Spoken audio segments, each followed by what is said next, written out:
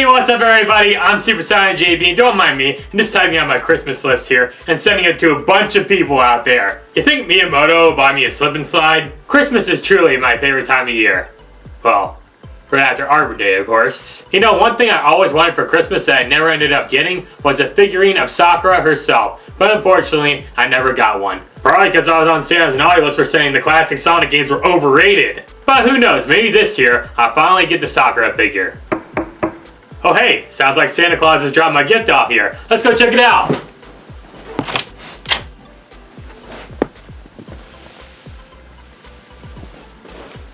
Oh hey, it's a Sakura figurine. But wait, this isn't the Sakura figurine I wanted. Santa must have mistaken this Sakura for another one. But come on, there's not that many Sakuras out there. Is there? Why, only this morning I found dozens of Sakuras around. One in each store. At Stoney's there's 4, and more on each corner in town. In front of each Sakura, I'd pause, then go to the next one because I got so confused. Which one should I choose? I wanted the real Sakura. I don't know which one it is.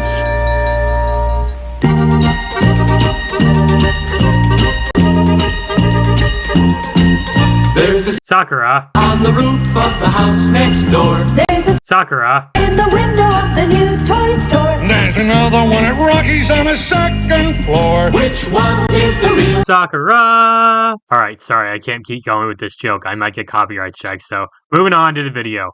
Sakura. My favorite character. No, wait, not that Sakura. No, not that one either. No, how many freaking Sakuras are there?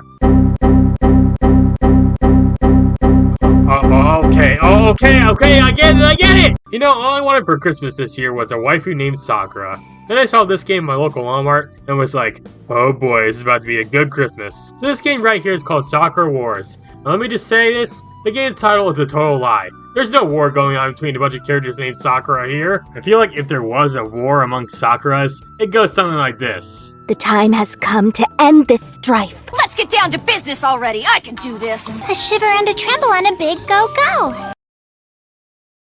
There's nothing to be afraid of. For real though, this is the latest game in a series of games called, well, Sakura Wars. The series is a Japanese steampunk tactical role-playing dating sim and visual novel type of series that's been around since 1996. That's one whole year older than me, and wow is that old.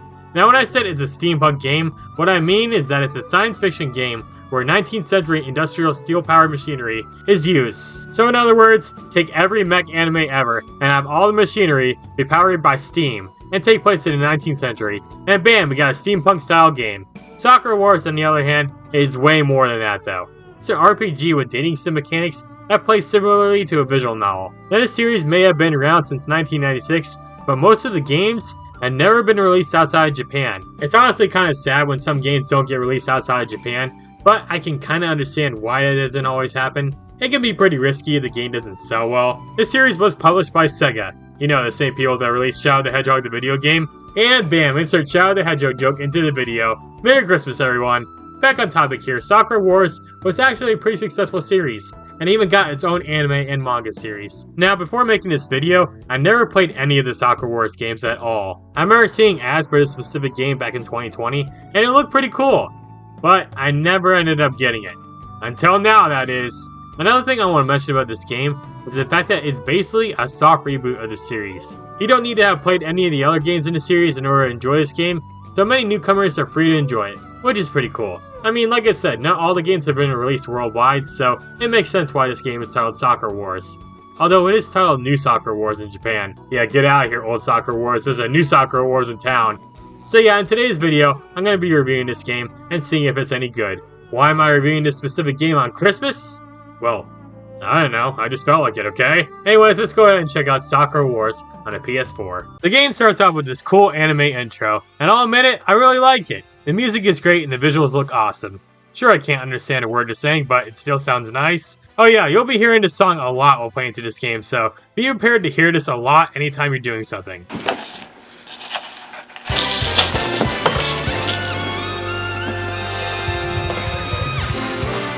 What the fuck? I also do like the title screen here. It looks pretty nice. And look, I can even get my license while playing through this game. Who knew all I needed in order to drive a car was a copy of Sakura Wars? The game starts out with us seeing a little girl getting attacked by a demon, but then an armed swordswoman cuts the demon down. Yeah, it turns out the swordswoman is actually Sakura Senguji from the original Sakura Wars game from 1996. And this little girl here is Sakura Amiyama. Wait, like Amiya from Arknights? Doctor? Anyways, child Sakura wants to be just like her hero, the other Sakura. I sure hope there's no more Sakuras in this game, otherwise this is gonna get really confusing. So in this game, demons are attacking around the world, and the World Luxury Operatic Federation fights against them to bring peace to the world. In this game, you play as the main character, Seijiro Kamiyama. Oh boy, I know I'm gonna be butchering these Japanese names for sure. He's transferred to Tokyo after serving some time in the Navy. Turns out he was a captain in a special fleet, and some incident caused him to leave, but more on that later. So Kamiyama has to come to Tokyo to become a new captain in the Flower Division at the Grand Imperial Theater, meaning that he's now the boss of a bunch of demon slayers who are powering mechs, and who are also running a local theater. After Kamiyama lands in Tokyo, he gets to walk around and see what 1940s Tokyo is really like. Also, yeah, as you can clearly see, this game has no English dub, so we're stuck with reading English subtitles. Oh god! Reading! After walking around, talking to some people, and reading the newspaper, my gosh, this game really is old if people are still reading the newspapers, a huge demon crashes through the building and tries to attack the townsfolk. Kamiyama tries to fight it off and save a little girl, and nearly gets killed, but then some Spherical Striker, which is basically a steam-powered mech, comes to his rescue, and Falcon punches the demon. Falcon Punch! Yep, that mech was a member of the Shanghai Combat Revu, who are people piloting mech suits to fight against demons.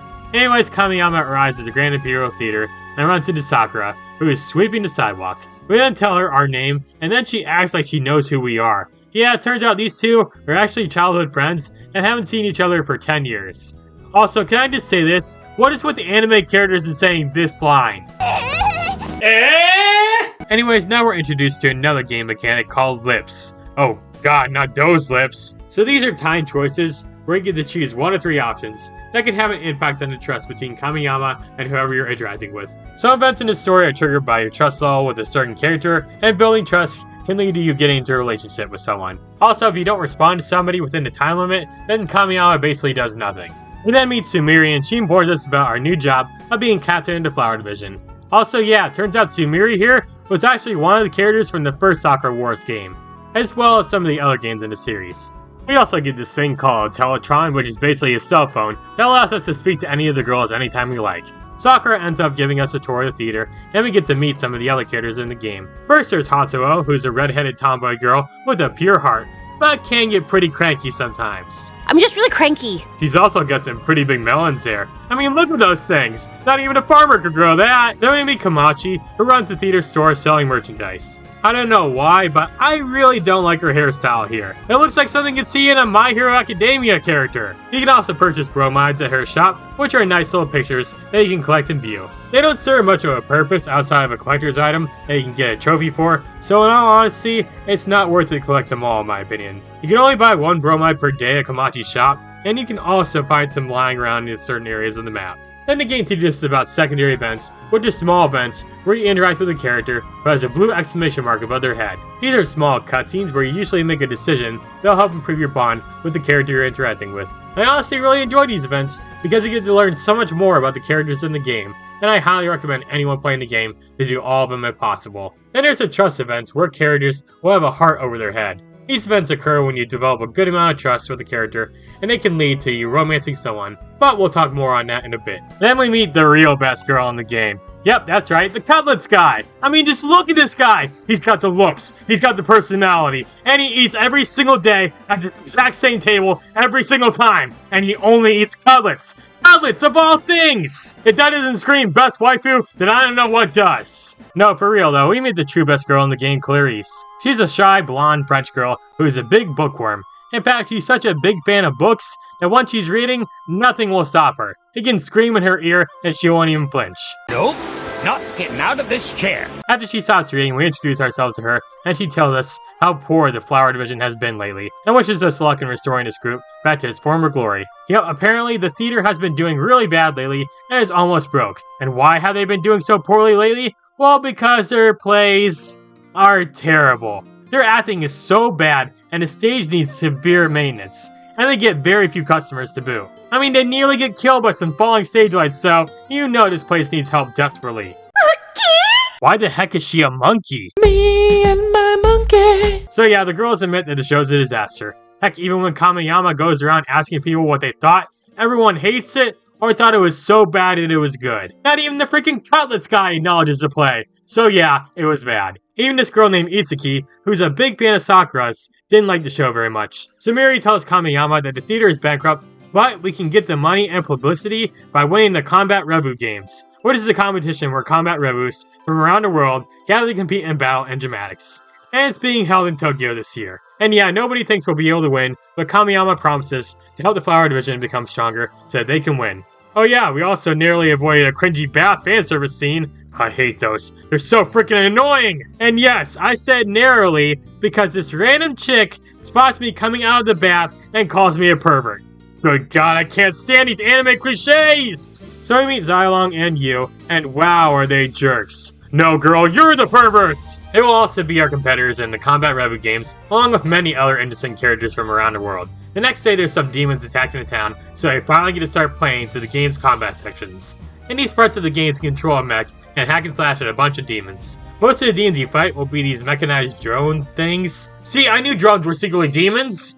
The game's combat is pretty simple. Just press the circle button for regular attacks and triangle for strong attacks. Maybe you press them in a certain pattern and you can do some combos. You can also double jump, dash forward, dodge, and lock on enemies. If you dodge an enemy right as it attacks you, you'll slow down time and can unleash multiple attacks on an enemy. So basically, it's like the Flurry Rush in Breath of the Wild. Once this blue meter below your health is fully filled up, you can use a special attack that can unleash a massive amount of damage to all enemies within range. This attack is honestly pretty OP and can wipe out a boss's health like it's nothing. I mean, just watch this clip of me destroying the first boss in the game. Oh heck yeah, man!